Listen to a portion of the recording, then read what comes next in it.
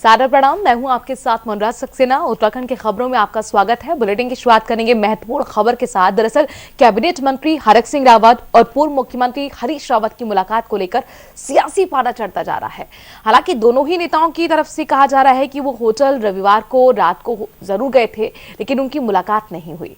इस दौरान ये भी खबर है कि कांग्रेस इस बार हरक सिंह रावत को लेकर नरम रुख अपना रखी है और ये कहा जा रहा है कि राजनीति में मुलाकातें तो होती रहती हैं, कभी भी दो नेताओं के बीच की तल्खी हमेशा नहीं रहती।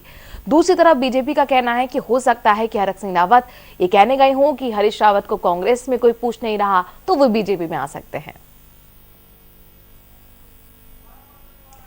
अपने दर्शकों को बता दें कि हाल ही में कैबिनेट मंत्री हरक सिंह रावत और पूर्व मुख्यमंत्री हरीश रावत की मुलाकात हुई है, जिसको लेकर सियासी पारा लगातार बढ़ता चला जा रहा है। दोनों नेताओं की तरफ से कहा यह जा रहा है कि वो होटल में जरूर गए, लेकिन उनकी मुलाकात हुई नहीं। इस दौरान खबर यह भी है कांग्रेस इस बार हरक सिंह रावत को लेकर नरम रुख रखी हुई है। राजनीति में हमेशा ये कहा जाता है कि मुलाकातें होती रहती हैं, कभी भी दो नेताओं के बीच तल्खी हमेशा के लिए नहीं रहती है। दूसरी तरफ आप देख रहे हैं कि बीजेपी साफ तौर पर यह कह रही है कि हो सकता है कि हरक सिंह रावत ये कहने गए हों कि हरीश रावत को कांग्रेस में कोई पूछ नहीं रहा है, लिहाजा वो बीजेपी में आ सकते हैं, यानी कि बीजेपी के लिए उनके दरवाजे खुले हुए हैं। कुछ दिन पहले आपको याद होगा कि उत्तराखंड क्रांति दल के भी दो सीनियर लीडर्स माननीय हरीश रावत जी के आवास पर जाकर उनसे जनहित की बातों पर चिंतन मंथन करके आए हैं। अब माननीय हरक सिंह रावत जी के साथ भी माननीय हरीश रावत जी की किस चीज़ को लेकर बातचीत हुई है, ये अभी बाहर निकल कर नहीं आ रहा है। और मुझे लगता है कि ये कोई नई बात नहीं है कि दो दलों के शीर्ष नेता आपस में मिलें और प्रदेश की दिशा और दशा तय करें या उसका रोड मैप तैयार करें या उस पर चिंतन करें। तो अभी पूरी बात निकल कर आए तभी कुछ टिप्पणी कही जा सकती है। हरक सिंह रावत को लेकर कांग्रेस काफी संकेत दे चुकी है। हालांकि अभी हरक सिंह रावत ने अपने पत्ते नहीं खोले हैं। कांग्रेस के मुख्य प्रवक्ता मथुरा दत्त जोशी तो यहां तक दावा कर रहे हैं कि बीजेपी के करीब 15 विधायक मंत्री संपर्क में हैं और जल्द ही बीजेपी में उठापटक होने वाली है।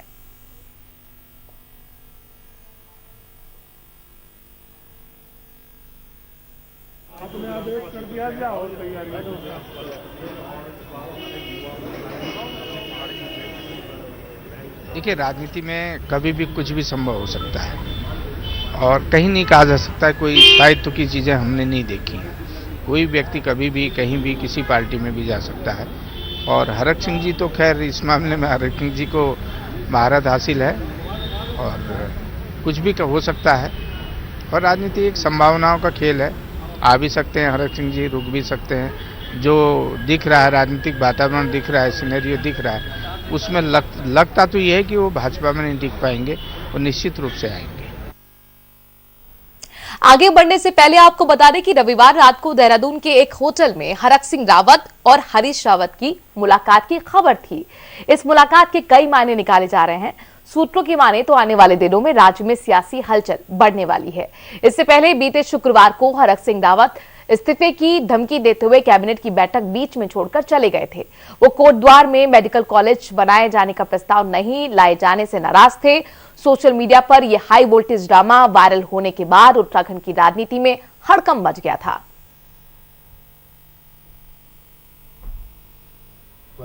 और ज्यादा जानकारी के लिए बात करेंगे देहरादून से एसोसिएट एडिटर ज्योत्सना से। ज्योत्सना, बड़ा इंटरेस्टिंग हो गया है जो कि दोनों ही नेताओं या हरक सिंह रावत की बात करें, हरीश रावत की बात करें, अपने पार्टी को कड़े रुख तो दिखा चुके हैं। कौन किधर जा रहा है? बिल्कुल, कौन किधर जा रहा है ये किसी को नहीं पता जी। ये एपिसोड आना भी बाकी है। जैसे मनु, हम पहले से ही कह रहे थे कि एक राजनीतिक सीरियल चल रहा है जिसमें दो किरदार हैं, हरीश रावत और हरक सिंह रावत। दोनों अपने अपने दलों में अच्छे किरदार निभा रहे हैं, कभी ट्वीट के माध्यम से, कभी नाराजगी के माध्यम से, और दोनों के दोनों मीडिया की सुर्खियां भी बटोर रहे हैं और अपने अपने दलों को कहीं ना कहीं कह सकते हैं कि थोड़ी परेशानी में भी डाल रहे हैं। आप जानते होंगे कि कुछ दिनों पहले हरीश रावत के ट्वीट ने देहरादून से लेकर दिल्ली तक बवाल मचा दिया था। दिल्ली में हाई कमान ने बैठक की, उसके बाद मामले को सुलझाया गया। वहीं हरीश रावत ने हरक सिंह रावत ने कैबिनेट में इस्तीफे की धमकी दे दी मेडिकल कॉलेज को लेकर के। 5 घंटे तक मुख्यमंत्री मान मनोबल करते रहे, उसके बाद मामला शॉर्ट आउट हुआ है। अब नया एपिसोड ये शुरू हो गया है कि दो धुर विरोधी, क्योंकि दोनों के बीच में जो आरोप प्रत्यारोप होते थे मनु, वो कई बार बिलो द बेल्ट भी गए हैं। एक ने एक को उजाड़ू बैल कहा, यानी कि जो चोरी करता है बैल वो कहा, दूसरे ने कहा कि वो करप्शन के मामले में खुद को झांक के देख लें कि वो क्या, उन्होंने क्या कहा है और क्या किया है, वो सारे प्रदेश ने और दुनिया ने देखा है। तो दोनों के दोनों इस तरीके की तल्ख टिप्पणियां एक दूसरे में करते रहे। लेकिन पिछले कुछ समय से हरीश रावत हरक सिंह रावत के बड़े भाई हो गए थे और हरीश रावत को लगता है कि हरक सिंह रावत बीजेपी में कहीं ना कहीं अनकंफर्ट फील कर रहे हैं और अपने क्षेत्र के विकास के लिए फड़फड़ा रहे हैं। इस तरीके की कन्वर्सेशन दोनों के बीच होने लगी थी।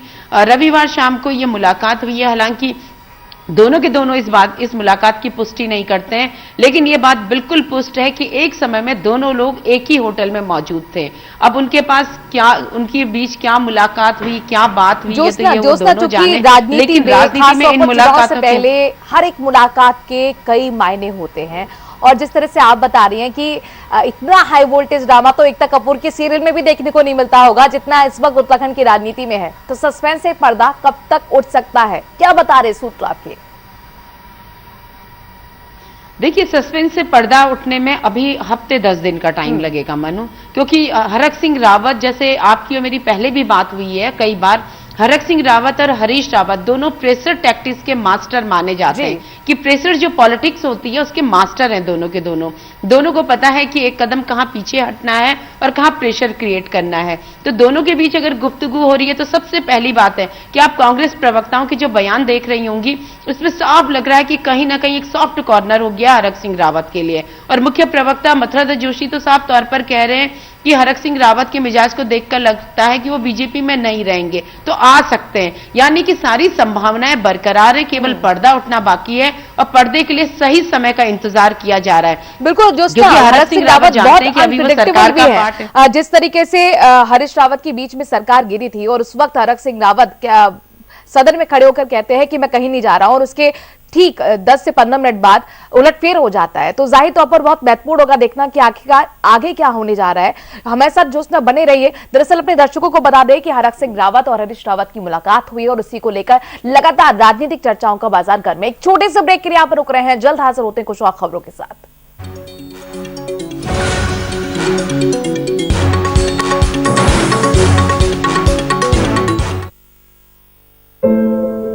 अगर आपके या किसी अन्य महिला के साथ कोई छेड़छाड़ करता है, सोशल मीडिया या फोन कॉल पर परेशान करता है, किसी भी तरह से उत्पीड़न करता है, तो इसे अनदेखा न करें।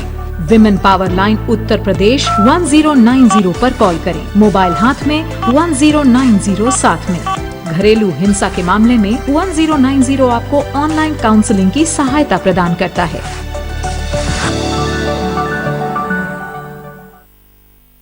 2017 से पहले आस्था का होता था अपमान, 2017 के बाद उसे मिल रहा उचित सम्मान।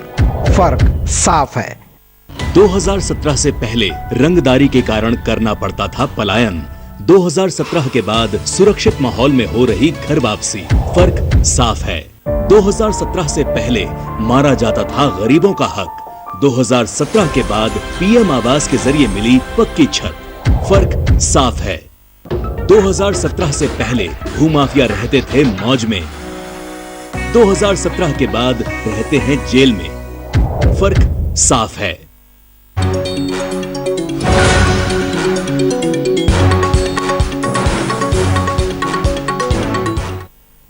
बात अब कोरोना की करते हैं। दरअसल उत्तराखंड में कोरोना के नए वेरिएंट ओमिक्रॉन के मामले बढ़कर 4 हो गए हैं। हालांकि सरकार और स्वास्थ्य विभाग सब कुछ कंट्रोल में होने का दावा कर रहा है। आवश्यकता के मुताबिक मिनी कंटेनमेंट जोन बनाए जा रहे हैं। वहीं सीमा, बस अड्डों और एयरपोर्ट के साथ साथ रेलवे स्टेशन पर मुसाफिरों की जांच भी हो रही है। नया साल भी करीब है, ऐसे में राज्य में नाइट कर्फ्यू लगा दिया गया है, यानी रात 11 बजे से लेकर सुबह 5 बजे तक कर्फ्यू लगा दिया गया है। हालांकि नैनीताल और मसूरी में पर्यटकों को उनकी बुकिंग होने पर प्रवेश दिया जा रहा है। सरकार और स्वास्थ्य विभाग के इन प्रयासों के बावजूद कांग्रेस का कहना है कि सरकार को और बेहतर उपाय अपनाने चाहिए। देखिए, सरकार का जो भी निर्णय आ रहा है वो विरोधाभासी निर्णय आ रहा है। निश्चित रूप से कोरोना के ओमिक्रॉन के केसेस बढ़ रहे हैं और वो दुर्भाग्य भी है, उसमें सरकार को सचेत भी रहना चाहिए। लेकिन बड़ी बात यह है कि सरकार सामंजस्य बना के चले तो अच्छी बात है। सरकार या सरकार की पार्टी खुद तो जगह जगह रैलियां कर रहे हैं, उनके राष्ट्रीय अध्यक्ष आ रहे हैं, उनके प्रधानमंत्री जी की रैली वो करा रहे हैं, और नाइट कर्फ्यू का कोई औचित्य ही नहीं है। आप तो भली भांति जानती हैं कि पर्वतीय क्षेत्र में 6 बजे बाद स्वतः ही कर्फ्यू लग जाता है। ठंड इतनी होती कोई व्यक्ति बाहर नहीं निकलता। ये हमारा पर्वतीय राज्य है। मुझे लगता है कि ये निर्णय बड़ा व्यवहारिक निर्णय है। सरकार को इस निर्णय में पुनर्विचार करना चाहिए। होना ये चाहिए था कि दिन की रैलियों में बैन अगर लगाने की बात भी है तो अगर सरकार में हिम्मत है और नैतिकता है तो ये होना चाहिए। तो एक तरफ रैलियां, दूसरी ओर ओमिक्रॉन का खतरा। देखिए किस तरह से राजनीति भी लगातार जारी है। एक बार फिर हम रुक करते हैं। हमारे एसोसिएट एडिटर ज्योत्सना लगातार देहरादून से बनी हुई हैं। ज्योत्सना, हमारे पास ये जानकारी मिल रही है कि जो 4 लोग ओमिक्रॉन की चपेट में आए थे, उनकी रिपोर्ट अब नेगेटिव आई है। आप क्या बताएंगे?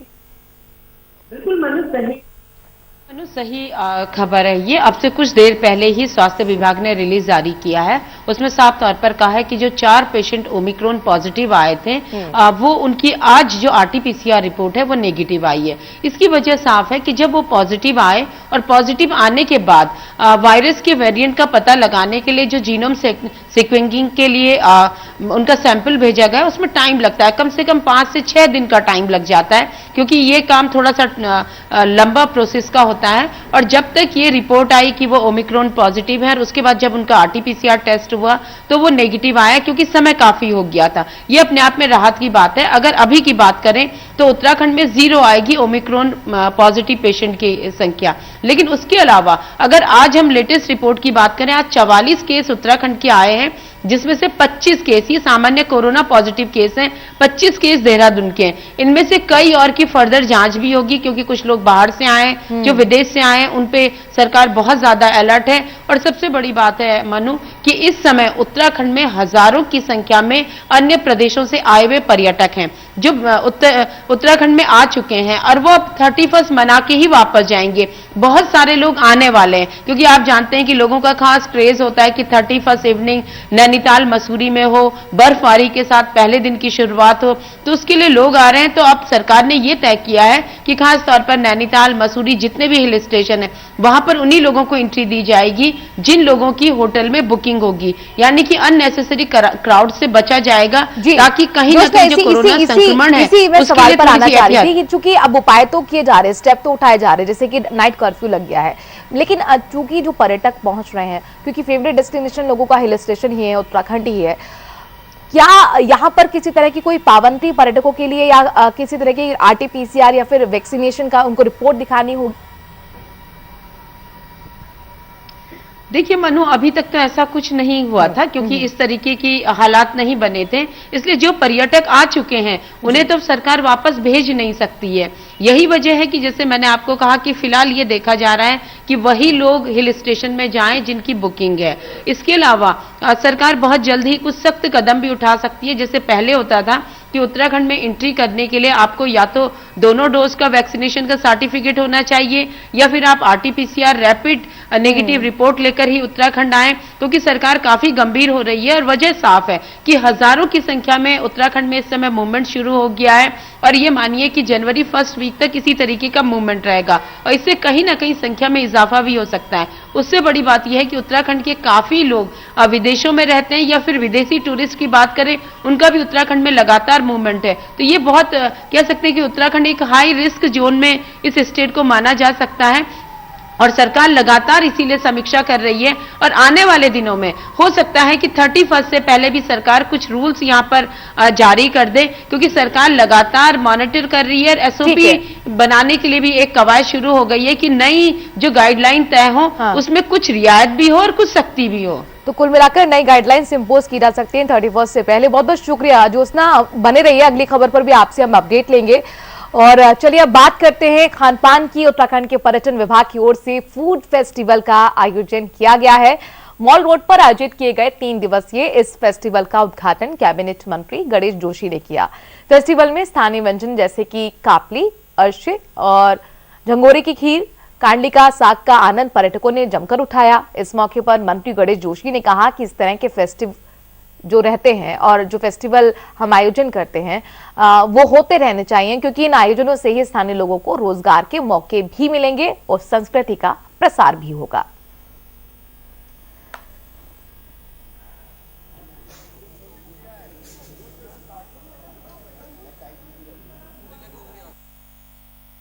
आयोजनों के माध्यम से जो हमारे परंपरागत व्यंजन है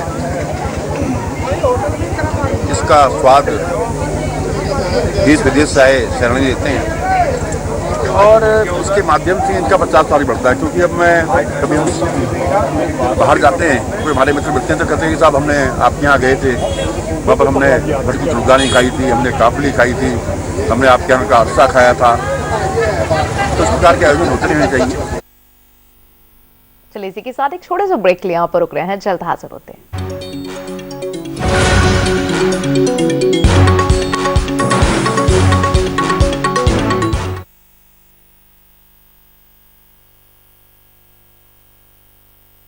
कुछ तले दबा था किसान। 2017 के बाद कर्ज माफी से हुआ है खुशहाल, फर्क साफ है। 2017 से पहले भैंस ढूंढने वाली पुलिस 2017 के बाद अपराधियों को काबू करती है, फर्क साफ है। 2017 से पहले जो लड़के हैं गलती हो जाती है बोलकर छूट जाते थे, 2017 के बाद उन अपराधियों पर होती है कार्रवाई, फर्क साफ है। 2017 से पहले मेरठ से दिल्ली पहुंचना था दूभर, 2017 के बाद दिल्ली बस 1 घंटे दूर, फर्क साफ है।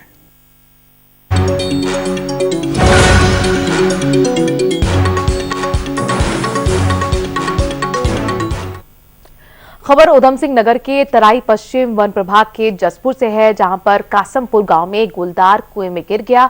इसकी सूचना पाकर वन विभाग के अधिकारी और कर्मचारी भी मौके पर पहुंच गए। उसे कुएं से निकालने की कोशिशें करने लगे और काफी मशक्कत के बाद गुलदार को कुएं से बाहर भी निकाल लिया गया। पश्चिम वन प्रभाग के डीएफओ बलवंत सिंह का कहना है कि कुएं में गुलदार के गिरने से सूचना मिली थी, जिसके बाद टीम मौके पर पहुंची और मशक्कत के बाद गुलदार को कुएं से निकाल लिया गया। बाद में उसकी जांच कर उसे अब जंगल में भी छोड़ दिया गया है।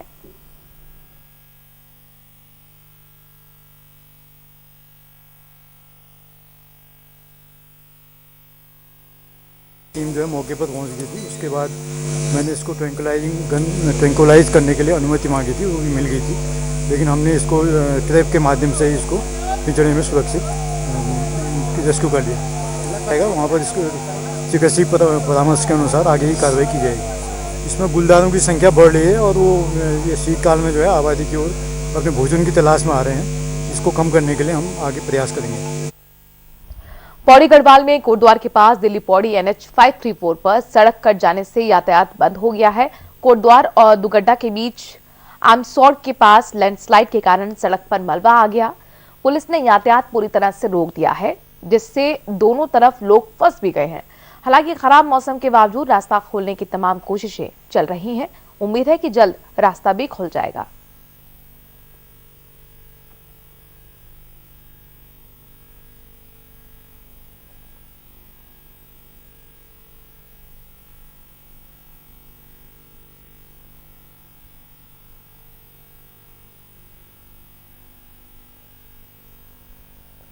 और अब बात करते हैं उत्तराखंड में मौसम के मिजाज की। राज्य में एक बार फिर मौसम ने करवट ले ली है। एक तरफ जहां ऊंचाई वाले जगह पर जबरदस्त बर्फबारी हो रही है, तो वहीं दूसरी तरफ कई स्थानों पर झमाझम बारिश, जिससे पारा काफी नीचे गिर गया है। लोग घरों में दुबके हुए हैं। लोग सिर्फ बहुत जरूरी काम होने पर घरों से निकल रहे हैं। मौसम विभाग के मुताबिक अभी मौसम का मिजाज ऐसा ही बना रहेगा, यानी पारा और नीचे आ सकता है।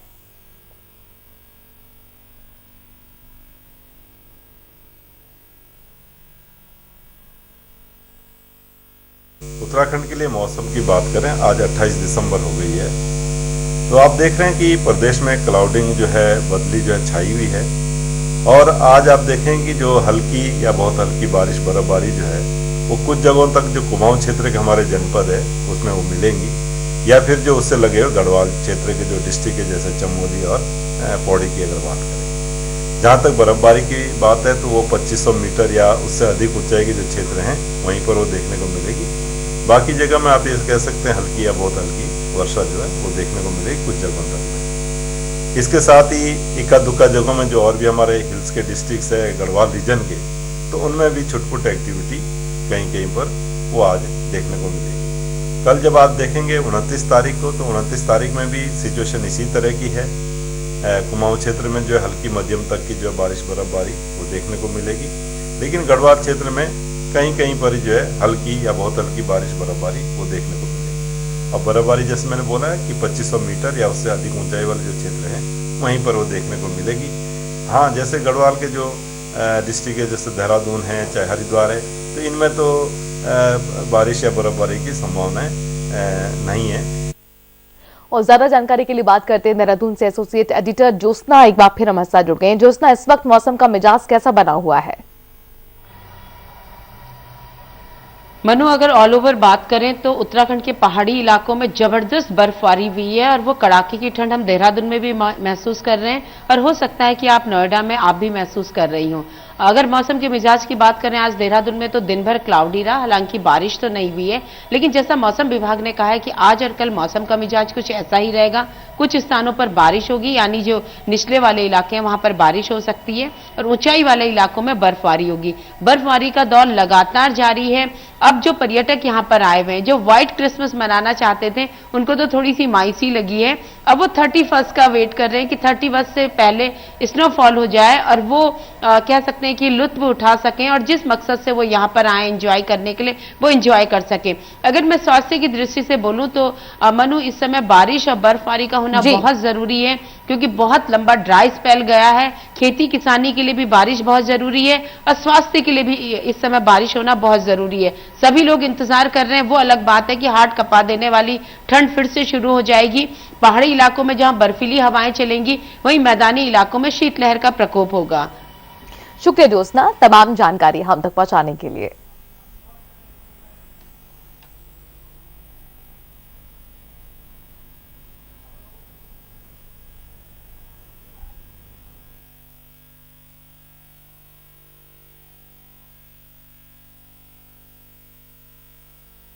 और अब आपको दिखाते हैं इस वक्त की हेडलाइंस। हरीश रावत की मुलाकात पर गरमाई सियासत, कांग्रेस ने दिखाया नरम रुख, लेकिन बीजेपी ने कहा हरक ने दिया होगा हरीश रावत को बीजेपी में आने का न्योता। उत्तराखंड कांग्रेस का दावा, बीजेपी में जल्द होने वाली है उठापटक, मंत्री समेत करीब 15 विधायक हैं कांग्रेस के संपर्क में।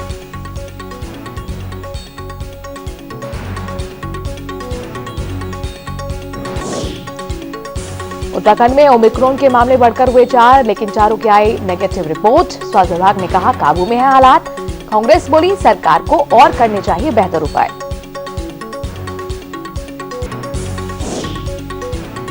उत्तराखंड में ऊंचाई वाले स्थानों पर हो रही है जबरदस्त बर्फबारी, मैदानी इलाकों में भी बारिश की खबर। मौसम विभाग ने कहा अभी और गिर सकता है पारा।